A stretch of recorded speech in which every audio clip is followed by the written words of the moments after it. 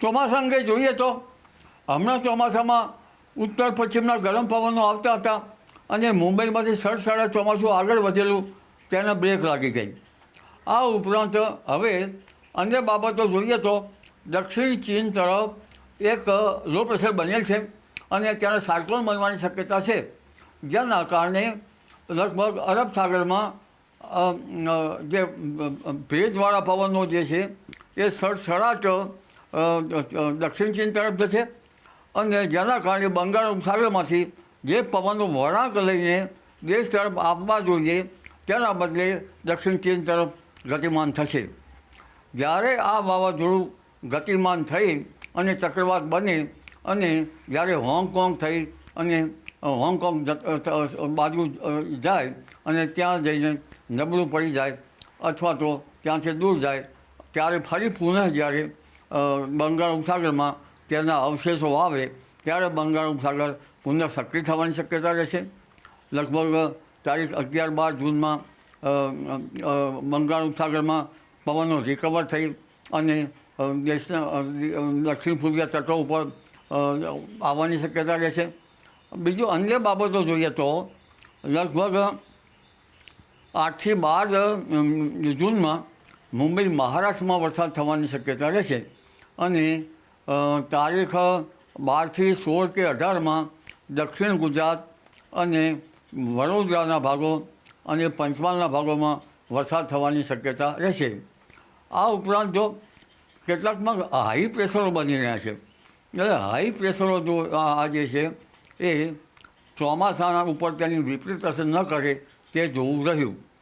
કારણ કે ક્યારેક જે પાકિસ્તાન બાજુ લો પ્રેશર બને છે અથવા તો કઈ સિસ્ટમ બને છે તે પણ જોવા રહ્યું.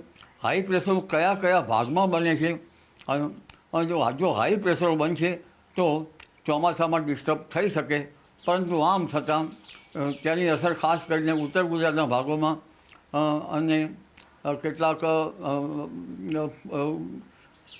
સહેજ પંચમહાલના ભાગોમાં થઈ શકે. પરંતુ આમ છતાં તારીખ લગભગ 12થી 16 ને 18માં મજબૂત સિસ્ટમ બનવાની શક્યતા રહેશે. 13મી જૂન પછી કેટલાક ભાગમાં ભારે વરસાદ થવાની શક્યતા રહેશે. પૂર્વીય ભાગોમાં દેશના ભારે વરસાદ થવાની શક્યતા છે. પૂર્વીય ગુજરાતના ભાગમાં ભારે વરસાદ થવાની શક્યતા રહેશે. કેટલાક ભાગમાં જળભરાવની સ્થિતિ રહેવાની શક્યતા રહેશે. એટલે લગભગ ચોમાસાની ગતિવિધિ 12મી જૂનથી 15-16 જૂન વચ્ચે આવી શકે. 15 જૂનમાં ક્યારેક પીક પકડી શકે, પણ હાઈ પ્રેશર ક્યાં બને છે અને લગભગ સાયક્લોનિક સર્ક્યુલેશન, જો હાઈ પ્રેશર બનશે તો સાયક્લોનિક સર્ક્યુલેશન બનવાની હરકત આવી શકે. આ ઉપરાંત દેશના ઉત્તર ભારતમાં લગભગ વેસ્ટર્ન ડિસ્ટર્બન્સ આવવાની શક્યતા છે, પરંતુ તેની ગતિવિધિ હાઈ અને લો પ્રેશર ઉપર આધારિત રહેતી હોય છે. એટલે હમણાં જે સિસ્ટમો બની હતી રશિયા ઉપર એશિયા ઉપર જે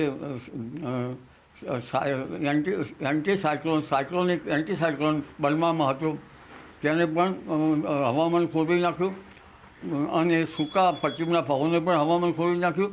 હવે દક્ષિણ ચીનમાં એક સિસ્ટમ બની રહી છે. આ સિસ્ટમ પણ સડસડાટ ચોમાસાના બ્રેક લગાવી રહી છે. એટલે હવે તારીખ 11-12 જૂન પછી ચોમાસાની સ્થિતિ સુધરે તેવી જણાશે અને ચોમાસાની સ્થિતિ પોષક રહેશે. ત્યારબાદ 18 જૂનમાં આસપાસ પણ બંગાળ ઉપસાગરમાં એક સિસ્ટમ બનવાની શક્યતા રહેશે. 18થી 25 જૂનમાં સિસ્ટમ બનશે, જેના કારણે 20, 21 અને 22માં ગુજરાતમાં વરસાદ આવવાની શક્યતા રહેશે. પરંતુ 24થી 30 જૂનમાં કેટલાક ભાગમાં સારો વરસાદ આવવાની શક્યતા રહેશે, કેટલાક ભાગમાં ભારે વરસાદ આવવાની શક્યતા રહેશે. પરંતુ ઉલ્લેખનીય છે કે આ સમય દરમિયાન એક ગુજરાત હેલિકેટરપિલર કે કાતરા નામની જીવાત પડતી હોય છે, ત્યારે તેને હવામાનનો અંદાજ આવી જતો હોય છે. એટલે જ્યારે કાતરા નામની જીવાત પડતી હોય છે ત્યારે 27 દિવસ સુધી વરસાદ થતો નથી. એટલે આવી સ્થિતિમાં જે ભાગમાં કાતરા નામની જીવાત પડે ત્યાં વરસાદમાં ચોમાસામાં બ્રેક લાગી જવાની સંભાવના છે.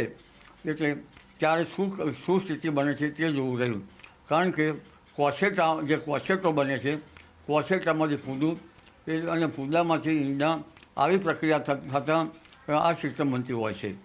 પરંતુ જે મૃગશીર નક્ષત્રમાં વરસાદ થવાનો છે તારીખ લગભગ 12 થી 15માં આમાં મૃગશીર નક્ષત્રમાં રોગ જીવાતનું પ્રમાણ વધવાની શક્યતા રહેતી હોય છે અને આ રોગ જીવાતની શક્યતા એટલી બધી રહેતી હોય છે કે એના પાંદડાઓ પણ ખાઈ જતા હોય છે ખપેલી વગર અને માત્ર દાંડી રાખતા હોય છે.